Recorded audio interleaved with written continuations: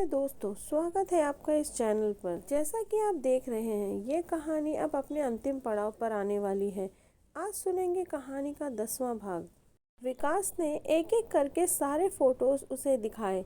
लड़के ने फोटो देखने शुरू किए। करीब 40-45 फोटो देखने के बाद एक फोटो को लड़के ने गौर से देखना शुरू किया। लड़के ने कहा, सर यही है वो, यही है, कंफर्म। अजय ने अपनी नज़रें कंप्यूटर स्क्रीन पर गड़ा दी। अजय, सही था, मैं इसे जानता हूँ। विकास ने उस लड़की की डिटेल निकाली। सर, इस लड़की का नाम माहिरा खन्ना है और ये गोरखपुर की रहने वाली है। इसके पिता का नाम तपन खन्ना और माता का नाम नैना खन्ना है। बस यहाँ इतनी ही डिटेल्स है, मगर अब हम इसकी बाकी की डिटेल्स भी निकाल सकते हैं। अजय ने कहा, कोई ज़रूरत नहीं विकास, मैं इसे जानता हूँ। नेहा ने कहा, और शायद मैं भी। विकास, मुझे पहले से ही जानी पहचानी लग रही थी, मगर याद नहीं आ रहा था कौन है।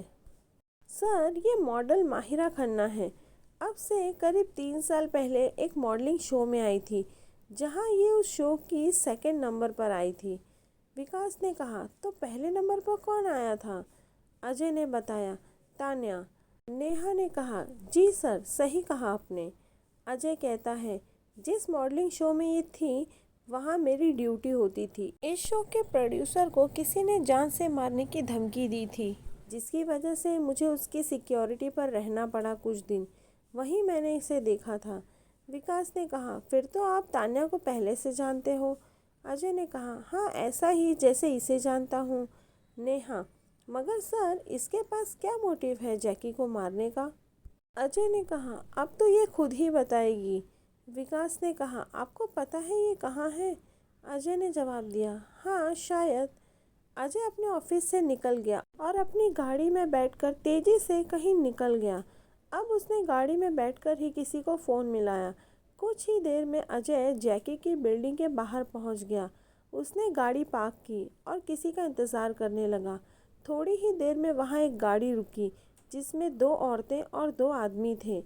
वह शाम का वक्त था और कुछ ही देर में रात होने वाली थी। अजय और वो चारों बिल्डिंग के अंदर चले गए। सिक्योरिटी गार्ड ने अजय को सैल्यूट किया। अजय ने उसे अपने पास बुलाया और चुप रहने का ऑर्डर दिया। अजय और वो सभी ऊपर की तरफ चढ़ गए।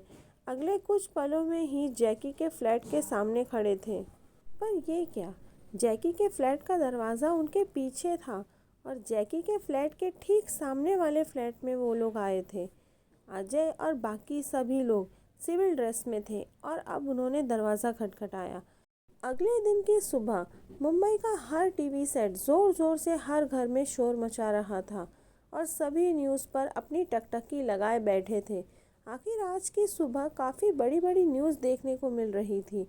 आज ही सुबह ज्वेलर्स और फिल्म प्रोड्यूसर हीरालाल और डायरेक्टर और फैशन डिज़ाइनर करण को उनके घर से गिरफ्तार कर लिया गया था। यह गिरफ्तारी इतनी गुपचुप हुई कि मीडिया को भी इसका पता तब चला जब बड़े बड़े नामचीन लोग हीरालाल और करण को छुड़ाने थाने पहुंचे। कुछ लोग नेता भी थे जिन्होंने अपनी पार्टी के लोग लगा रखे थे हंगामे के लिए। अजय भी थाने के अंदर ही था। थाने के अंदर कमिश्नर, डीएसपी और अजय की मीटिंग चल रही थी। वहीं थाने के बाहर खूब शोर शराबा हो रहा था। वहीं मुंबई का हर इंसान जानने को बेकरार था कि आखिर इन लोगों की गिरफ्तारी क्यों की गई। कमिश्नर साहब ने कहा, अजय, इतना बड़ा एक्शन लेने से पहले हमें बता तो दिया होता। डीएसपी ने कहा, तुम्हें पता है, तुम्हारे इस एक्शन से बाहर तांडव मचा हुआ है।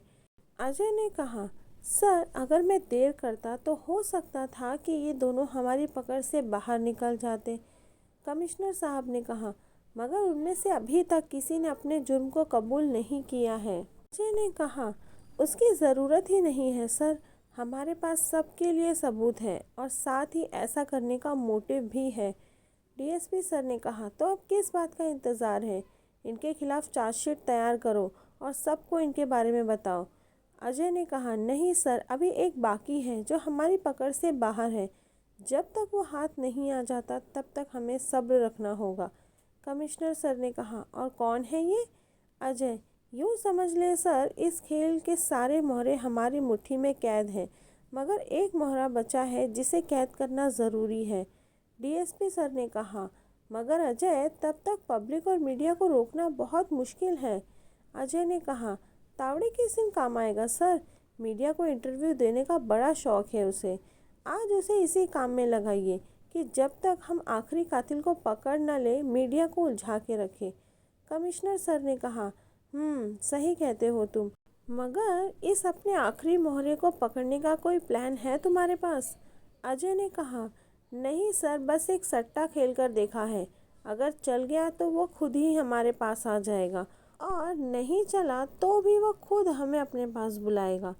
डीएसपी ने कहा, ठीक है, तावड़े को बुलाओ। कुछ ही देर में तावड़े भी आ गया। तावड़े, जी साहब। डीएसपी, तावड़े, कैमरा फेस करने का बड़ा शौक है ना तुम्हें? ठीक है, आज तुम्हारी ज़रूरत है। हमें किसी की तलाश है और इस काम में शायद 1 या 2 दिन लग सकते हैं। तब तक तुम्हें मीडिया को हैंडल करना होगा, कुछ भी बोलकर। तावड़े ने कहा, जी साहब, हो जाएगा। रिपोर्टर ने पूछा, सर, आखिर इन दिनों इतने बड़े लोगों को ऐसे अचानक गिरफ्तार क्यों किया गया?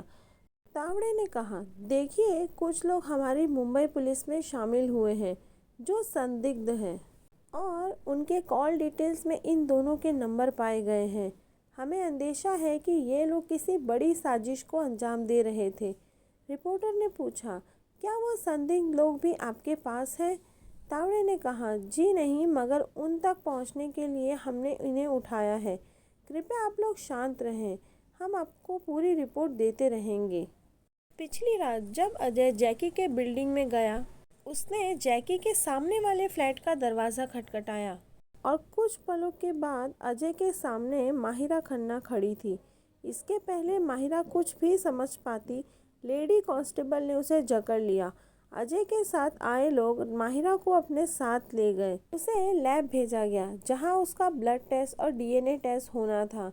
अजय अब फ्लैट के अंदर गया और अंदर का सेटअप देखकर उसकी आंखें फटी की फटी रह गई। यहाँ पूरा साइबर ऑफिस खुला हुआ था। अब अजय आगे बढ़ा और अपने हाथों में ग्लव्स पहन लिए। यहाँ के सारे कंप्यूटर्स बंद पड़े थे। अजय ने विकास को फ़ोन लगाया और उसे माहिरा के फ्लैट पर आने को कहा। तब तक अजय ने सारे सिस्टम को ऑन कर दिया। ये सारा सिस्टम फेस रिकॉग्निशन सिक्योरिटी से लैस था। तब अजय ने दिमाग लगाया और पास ही रखी माहिरा की फ़ोटो को वेबकैम से रिकॉग्नाइज करना चाहा, मगर बार बार एरर ही आया। तभी उसकी नज़र पास पड़े एक और फ़ोटो पर पड़ी जो किसी लड़के की थी। अजय ने फिर से किया और लड़के के फ़ोटो को वेबकैम के सामने लाते ही सिस्टम ऑन हो गया। इस बात पर अजय ने खुद को शाबाशी दी। मगर अगला सवाल था कि ये लड़का था कौन? कुछ ही देर में विकास भी आ गया और वहाँ का तामझाम देखकर एक बार तो वो भी हिल गया। मगर उससे भी बड़ा झटका उसे तब लगा जब उसने लड़की की फ़ोटो देखी। विकास ज़ोर से बोला, सैंडी? अजय ने कहा, क्या? विकास ने कहा, सर, ये सैंडी है, मेरा दोस्त। अजय ने चौंक कर कहा, क्या? प्रिय दोस्तों, मैं उम्मीद करती हूँ आपको ये कहानी अच्छी लगी होगी। आगे की कहानी सुनेंगे अगले भाग में। आगे की कहानी सुनते रहने के लिए चैनल को सब्सक्राइब ज़रूर करें। धन्यवाद।